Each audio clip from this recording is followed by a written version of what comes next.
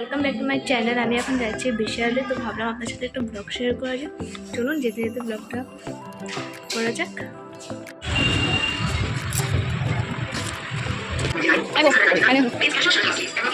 এই তো এসে গেলাম বিশালে। চলুন এখন আপনার সাথে কন্টিনিউ করা যাক, কি কি দেখাই আপনার সাথে।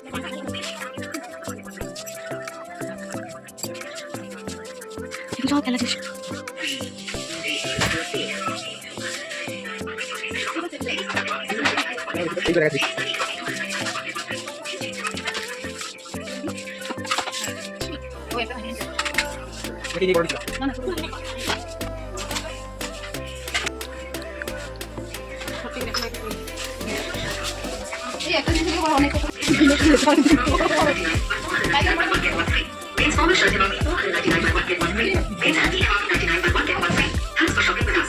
আজকে একদম কম উপকরণ পনির রেসিপি বানিয়ে দেবো। এখানে পনির, আলু কেটে নিয়েছি, ছোটো টমেটো কেটে নিয়েছি, আর এখানে তেজপাতা, শুকনো মরিচ, এলাচ, দারচিনি, লবণ নিয়ে নিয়েছি, আর এখানে আদা বাটা, কাঁচা লঙ্কা বাটাটা আছে। আর এখানে আমি কড়াইতে তেল দিয়ে দিয়েছি। তেল দিয়ে এখানে একটু হলুদ লবণ দিয়ে পনিরটাকে ভাজা করে নেব। একটু ভাজা করে নেব। ভাজা করে নেওয়ার পরে সবগুলো পনির আমি ভাজা করে নেব এরকম করে। তারপর আমি আলুগুলো ভাজা করবো এরকম করে, একটু টাইমের জন্য ভাজা করব। তারপর আমার এখানে পনিরগুলো অলরেডি হয়ে গেছে ভাজা করা, তার সাথে আমার আলুগুলোও কিন্তু ভাজা হয়ে গেছে। তারপর আমি এখানে দিয়ে দেবো গরম তেলে আমি দিয়ে দিয়েছি শুকনো মরিচ, জিরা, এলাচ, লবণ আর তেজপাতা আমি দিয়ে দিয়েছি। তারপর আমি এখানে দিয়ে দেবো আদা বাটা আর কাঁচা লঙ্কা বাটাটা আমি দিয়ে দেবো। আর এটাকে ভালো করে একটু ভাজা করে নেব, জল মানে যাতে কাঁচা ভাবটা চলে নেবে। তারপর আমি এখানে দিয়ে দিলাম টমেটোটা একটু ভালো করে দেবো। তারপর আমি লবণ, হলুদ দিয়ে দিয়েছি। এটাকে এখন একটু ভালো করে কষিয়ে নেব। এগুলো কষাতে হচ্ছে টমেটোটা সিদ্ধ হয়ে যাবে।